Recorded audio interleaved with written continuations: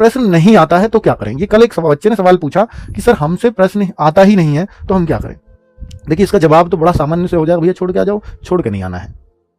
अगर कोई प्रश्न है, मान लीजिए हम 11वें प्रश्न पर पहुंचे और हमें ये दिखता है कि भाई इसमें ABCD मैं क्लियर, मुझे ये याद नहीं है, फिर भी ये प्रयास करना कि उस प्रश्न को पढ़ते हुए कि भाई मुझे याद तो नहीं है पर मैं ये देखूं, अगर इस प्रश्न को मैं थोड़ा समझने का प्रयास करूं तो कौन से ऑप्शन इसके बिल्कुल उत्तर नहीं हो सकते, कौन से ऑप्शन ऐसे होंगे जो इसके बिल्कुल उत्तर नहीं हो सकते। मान लेता हूं मैंने ऐसे 2 ऑप्शन छांट लिए, लेकिन 2 ऑप्शन में मैं अभी श्योर नहीं हूं, तो फिर आप जब भी तुक्का लगाए तो इन दोनों पे लगा दें। फिर क्योंकि जब भी तुक्का लगाना इन दोनों में आप श्योर नहीं तो किसी के पूछने का वेट मत करना, कहीं कोई कानूनी कार्यवाही आपके ऊपर ना हो जाए, क्योंकि भाई बहुत ज्यादा सख्ती से इस पेपर के लिए तैयारियां चल रही हैं, ठीक है। और उसमें साफ लिखा है कि अगर कोई पूछता पाछता भी पाया गया तो उसको परीक्षा से बाहर भेज दिया जाएगा। कार्यवाही तो पूछने पाछने पे नहीं होगी लेकिन परीक्षा रोक दी जाएगी, ऐसा भी लिखा हुआ है। तो इसलिए उस चक्कर में मत पड़ना, मत किसी का देखना ताका झांकी करना, क्योंकि उतना ही सब जानते हैं जितना आप जानते हैं, उससे ज्यादा कोई नहीं जानता। तो C और D, फिर आपको तुक्का जरूर, मतलब उत्तर लगाकर जरूर आना है, उत्तर लगाना जरूर है।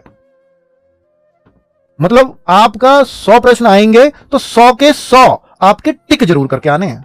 अगर आपने ये टिक नहीं किया फिर आपका नुकसान हो जाएगा, ठीक है। आप कहो सर ये तो मैं चलो ऐसा प्रयास करूंगा, पर कुछ क्वेश्चन तो ऐसे होंगे जिनमें बिल्कुल ही ब्लैंक होगा, जिनमें मुझे पता ही नहीं होगा, मैं चाहकर भी कोई भी ऑप्शन एलिमिनेट नहीं कर पा रहा अर्थात रिमूव नहीं कर पा रहा, तो मैं उस क्वेश्चन में क्या करूं।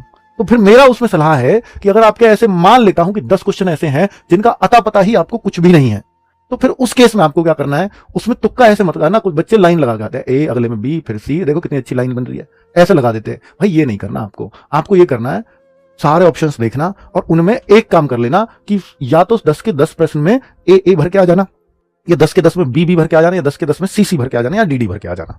ये तय है कि उन 10 में से आपको कुछ भी नहीं मिलना था, ये तो आप तभी उन 10 प्रश्न को कह रहे हो। अगर उन 10 में से एक भी नहीं मिलना था और ये इसमें तय हो जाता है कि या तो आपके कम से कम 2 प्रश्न सही हो जाएंगे और 3, या 2 होंगे या 3 होंगे, इससे ज्यादा नहीं होंगे ना इससे कम होंगे, ठीक है। ऐसे केस में ये होता है, लक है तो 4 भी जा सकते हैं ऐसा करने से। लेकिन अगर आप कहो कि सर ऐसा अगर मैं दैवीय शक्ति मेरे ऊपर बैठी हुई तो मैं किसी में C किसी में D, तो उसमें चांस ये है कि आप 0 भी हो सकते हो और आपके 4 5 6 भी, इससे ज्यादा तब भी सही नहीं निकलने, तो उसमें रिस्क बहुत है।